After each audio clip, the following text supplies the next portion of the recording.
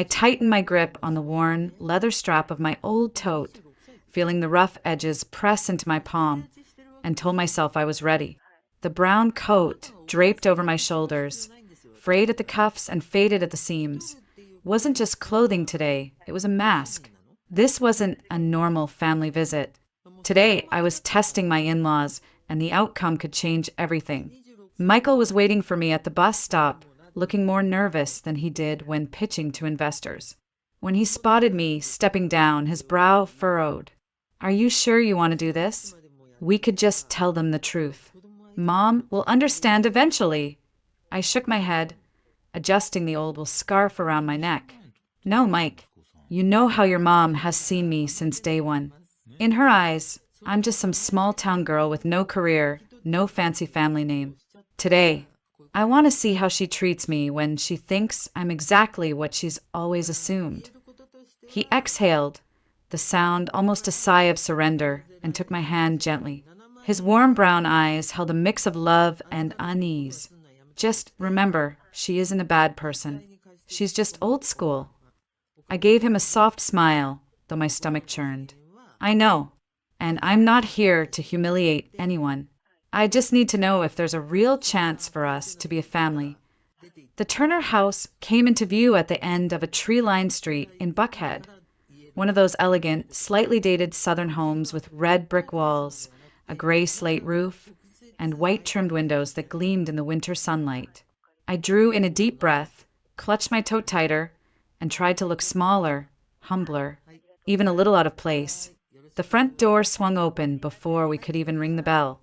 Caroline Turner, Michael's mother, stood there with the sharp, assessing gaze of a woman who had spent decades teaching in a private academy. Her eyes swept over me from head to toe, pausing on the worn coat, the scuffed shoes, and finally landing on my face with a flicker of something I couldn't quite name. Disappointment, maybe? "Olivia," she said after a tiny pause, her voice clipped and formal. "Come in. Please leave your shoes by the door." Behind her, Harold Turner appeared with a kind smile that softened the tension in the room. "Welcome, dear. Rough trip." His deep voice carried a warmth his wife's didn't. I stepped inside, forcing a polite smile, smoothing down the old coat to make it look even more wrinkled. I was playing a role, and it felt strange, exhilarating and nerve-wracking all at once. We settled in the living room, a space so meticulously arranged it felt like a museum. Every pillow fluffed, every family portrait perfectly aligned. Caroline poured tea into delicate china cups, her eyes occasionally flicking toward me as if cataloging every detail. "So, Olivia," she began, voice even but edged, "where are you working these days?" I lowered my gaze, my voice quiet. "Just an office job, really. Mostly answering phones and filing paperwork. Nothing special."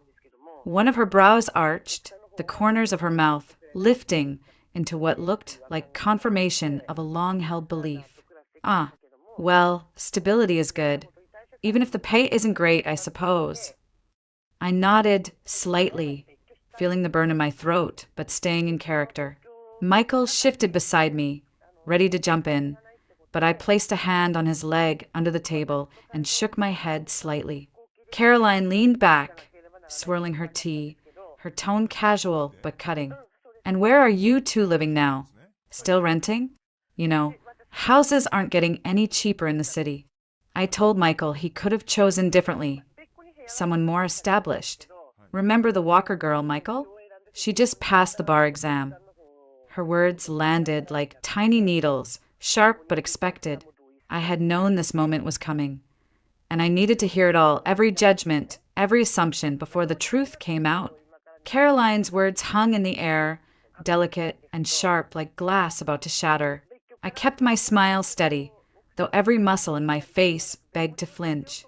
Michael stiffened beside me, jaw tight, and I could feel his pulse racing through the palm of his hand resting on his knee.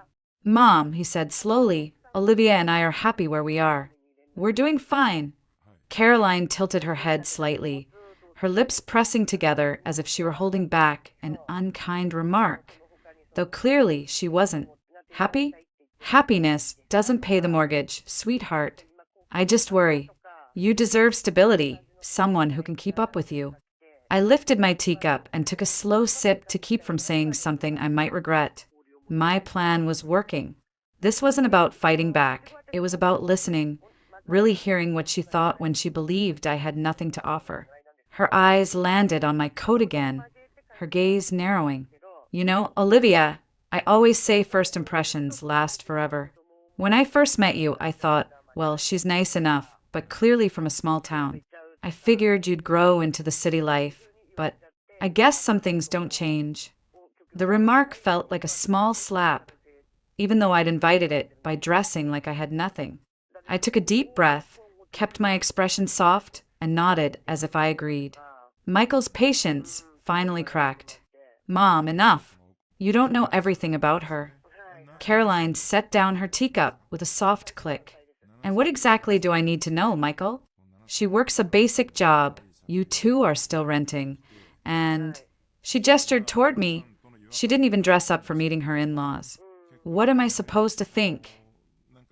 I placed my hand gently on Michael's arm and whispered, "It's okay, let her speak." He looked at me like I'd lost my mind, but I hadn't. I needed to see this through. Caroline folded her arms. You're both adults, but marriage is serious. You can't just live on love and paychecks that barely cover rent. And children? What happens when kids come along? Do you want to raise them in what? A rented apartment with hand-me-down furniture. Her words weren't shouted, but they were heavy, full of judgment. Michael's cheeks flushed. We're doing fine, Mom. Stop acting like Olivia is, Caroline interrupted sharply. Like she's what? Unprepared? Unsuitable? I'm just being honest. You had other options, Michael. Remember Claire Walker? She came from a good family, had a trust fund, went to Duke. That's enough, Michael snapped, standing so abruptly his chair scraped across the hardwood. We're leaving. But I reached for his wrist, keeping my voice calm, almost gentle. No, let's stay. I want to hear her out. All of it. Caroline blinked, clearly startled by my composure. You want to hear it? Yes. I smiled faintly.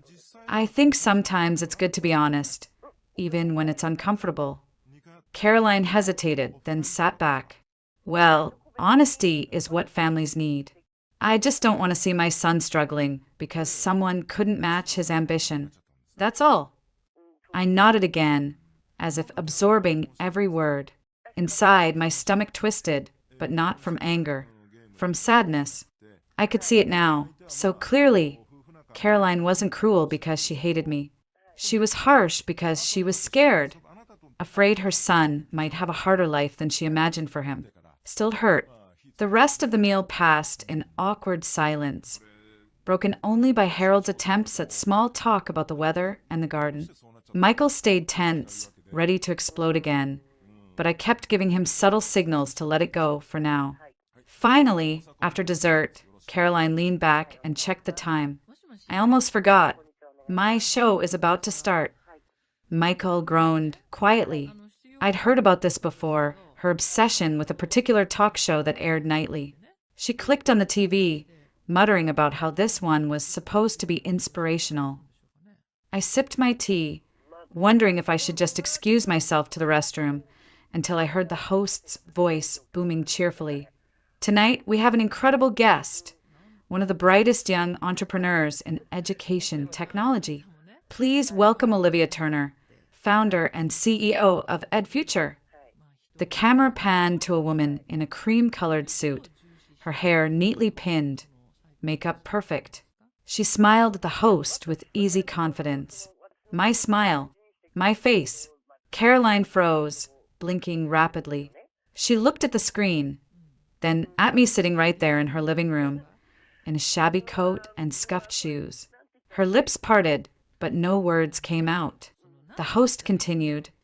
Olivia built her company from scratch, expanding to serve over 1 million students nationwide, with more than 300 employees and partnerships with state education boards. She's also a mother to an 8-month-old baby girl, Chloe, and wife to software engineer Michael Turner, who also happens to lead development at EdFuture. Caroline's hands trembled against the armrest. What is this? She whispered. I set down my cup slowly, my voice soft. That's me. The job you never wanted to hear about? That's what I've been doing. Caroline's eyes darted back to the screen, where the host asked me, my television self, about work-life balance and breaking barriers as a young female CEO. You're, Caroline stammered. Yes. I folded my hands neatly on my lap. I wanted you to know me for who I am, not what I earn or the title on my business card. But you didn't want to hear it. For the first time that night, silence didn't feel like a burden. It felt like the air itself had shifted, waiting for something new to grow. Caroline sat frozen, her hands clutching the edge of the sofa cushion like it might keep her grounded.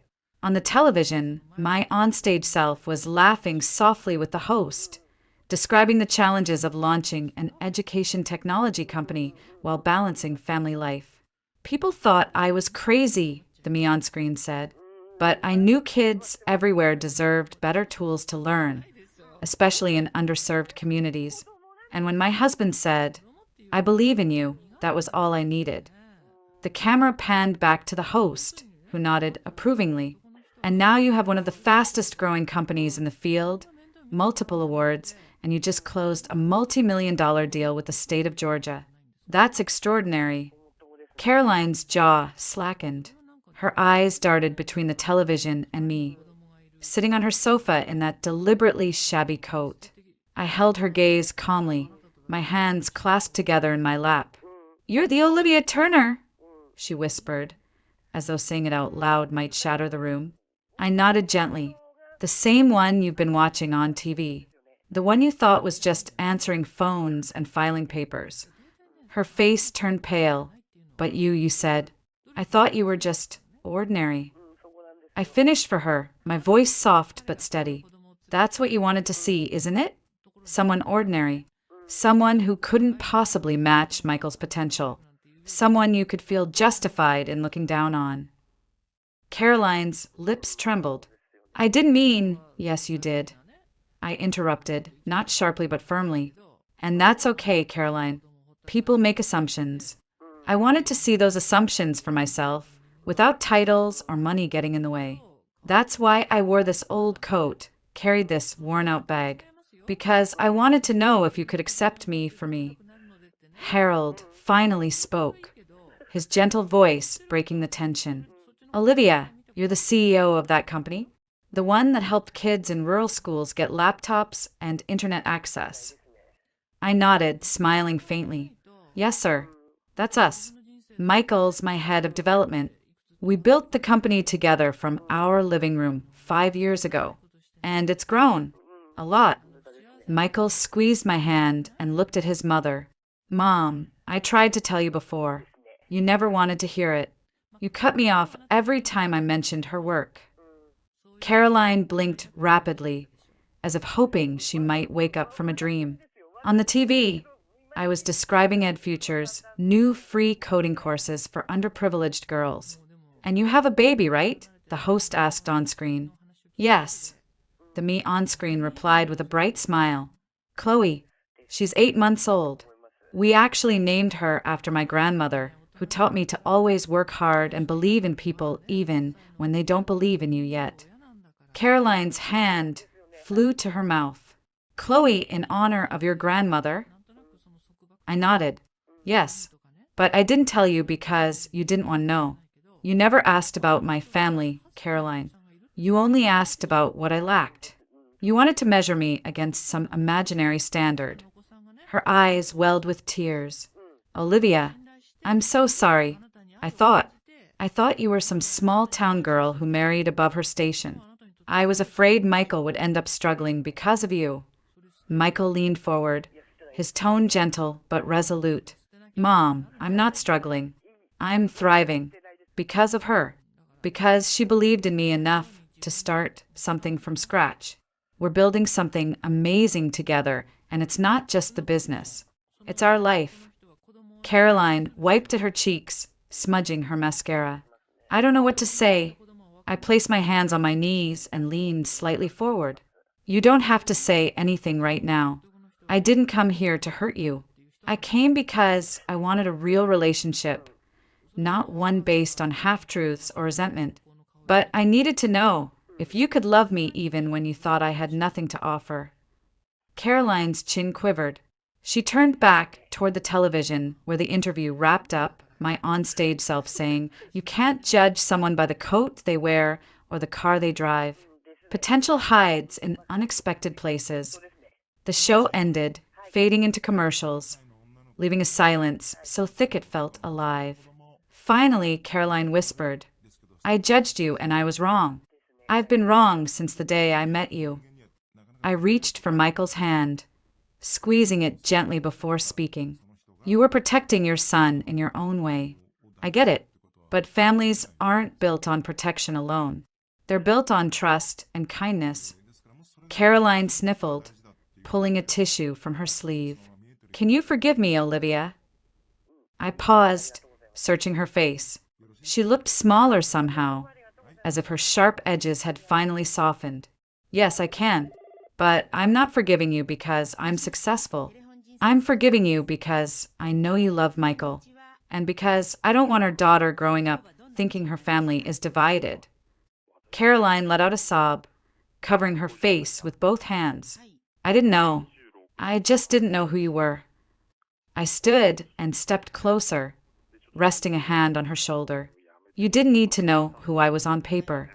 You just needed to know me." She lowered her hands slowly, tears still streaking her cheeks. "I want to, Olivia. I want to know you, the real you, not the one I made up in my head." I smiled softly. "Good, because I want that too." Michael wrapped an arm around me, pulling me close as Caroline stood shakily, like her legs had forgotten how to work. She reached out and, for the first time ever, hugged me. It wasn't a light, polite hug either. It was full, trembling, and real. When she pulled back, she whispered, "Thank you for giving me a chance to see who you are and for not giving up on me." I smiled, feeling the knot in my chest loosen. "We all deserve a second chance, Caroline."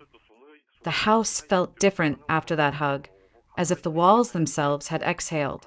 The sharp tension that had greeted us at the door had softened, replaced by something fragile but real, like the first shoots of green after a hard winter. Caroline sat back down, dabbing her eyes with a tissue, while Harold quietly poured fresh tea as though trying to anchor the room in normalcy. Michael sat beside me, his arms still draped protectively around my shoulders, though I could feel him relax for the first time all evening. Caroline cleared her throat, her voice trembling. "Olivia, I judged you because I was afraid. I spent years telling Michael he needed stability. I built this picture in my head, what his life should look like, who he should marry. And you didn't fit it. It scared me." I reached for her hand gently. "You don't have to explain everything tonight. I understand more than you think. You've loved Michael his whole life. Of course, you wanted to protect him. But sometimes protecting someone means letting them choose their own path, even if it's not what we imagined." She nodded, tears threatening again. "I didn't just misjudge you. I shut you out. I never even asked about your life, your work, your dreams. I saw your coat, your shoes, and I thought I had you figured out. I'm ashamed of that." I smiled softly, my thumb brushing over her hand. "It's okay to be wrong, Caroline. What matters is what we do after we realize it." The silence that followed wasn't heavy anymore. It felt tender. Harold broke it gently, like a man easing open a door. "You know, Olivia, when I saw that interview, I realized something. You built something from nothing, and you did it for kids. That's something to be proud of." Caroline looked at him, then back at me. "Proud," she echoed quietly. "I don't think I've ever said that to you, Olivia. But I am proud. Proud of you. Proud that you're my daughter-in-law." My throat tightened unexpectedly. I had braced myself for hostility, even cruelty, but not for this sudden warmth. I squeezed her hand. "Thank you, Caroline. That means more than you know." Michael smiled, pressing a kiss to the side of my head. See, Mom? She's not just the woman I married, she's my partner. Everything we have, we built together. Caroline nodded, still holding my hand. I see that now, and I'm sorry it took a television show to open my eyes. She let out a shaky laugh. I feel ridiculous. I laughed with her, shaking my head. Life has funny ways of teaching you us, doesn't it? Honestly, I didn't want you to learn about me from TV. I wanted you to see me, the person sitting at your table, even if you thought I had nothing. Because if you could love me then, I'd know it was real. She leaned closer, her eyes softening. And I almost ruined that chance. Can you forgive me? I smiled. I already did. The moment you hugged me, it felt like everything heavy between us just dropped. Harold clapped his hands lightly, almost ceremoniously.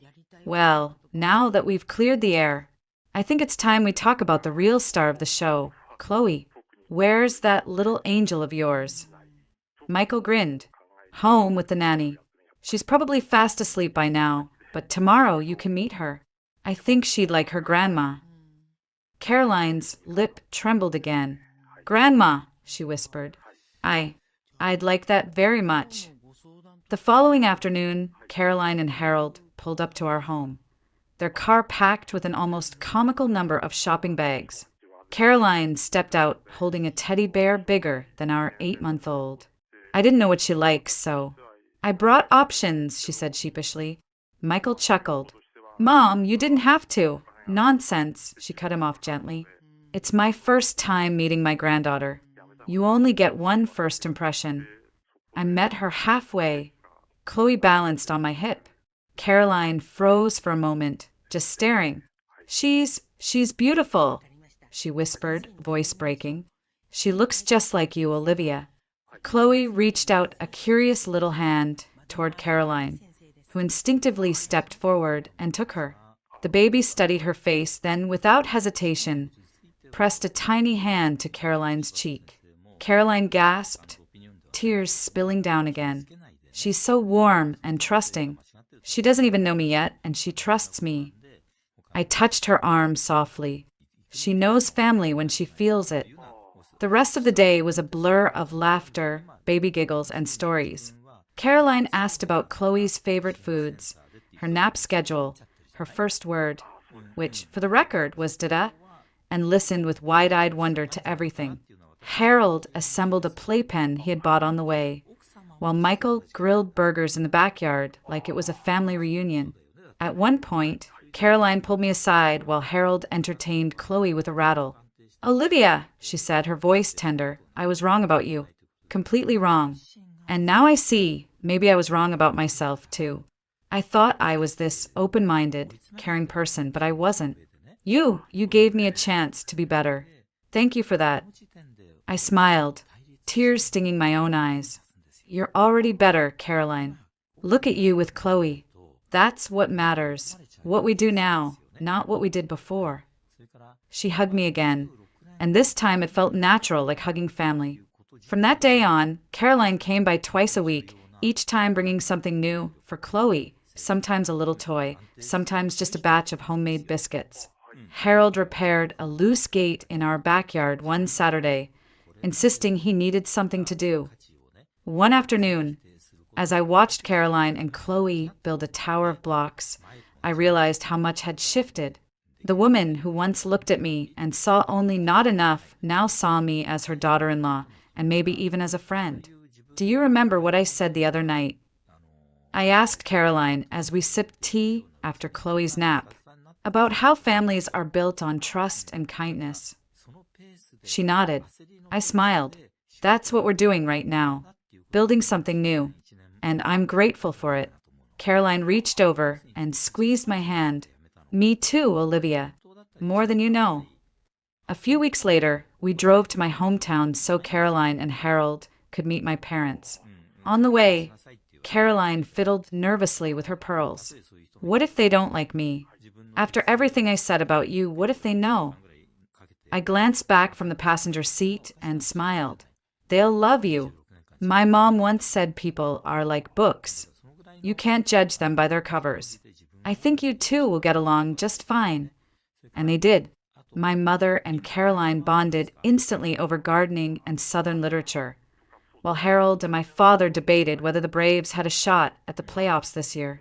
That night, as we sat around my parents' old oak dining table, I looked at Michael, then at Chloe asleep in her travel crib, then at Caroline laughing with my mom, and I felt something I hadn't expected to feel so soon. Peace. Real, healing peace. That night, after everyone had gone to bed, I stood outside on the porch of my parents' house, looking up at the wide Georgia sky. The air smelled faintly of pine and warm earth, and for the first time in years, I felt completely still inside. Michael came out, wrapping his arms around me from behind. "You're quiet," he whispered. I leaned back into him, smiling softly. "I'm just thinking about how much has changed in so little time. A few weeks ago, your mom barely looked me in the eye, and now she's inside, helping my mom plan a joint birthday party for Chloe." Michael chuckled. "Yeah, she's going to spoil Chloe rotten." I tilted my head to look at him. "Are you okay with that?" "More than okay," he said, kissing the side of my head. "You gave her a chance to change. A lot of people would have walked away after what she said that night. But you stayed. You let her see who you are." I thought about that old brown coat, still hanging in her closet like a relic of who I used to be, or maybe who I still was deep down. I wanted her to see me, not the CEO, not the salary, not the headlines, just me. Michael squeezed me tighter. "She saw you, and I think she saw herself, too, saw the kind of person she wanted to be for Chloe." We stood there in silence for a while, listening to the soft chirp of crickets, until I finally whispered, "It was worth it, all of it."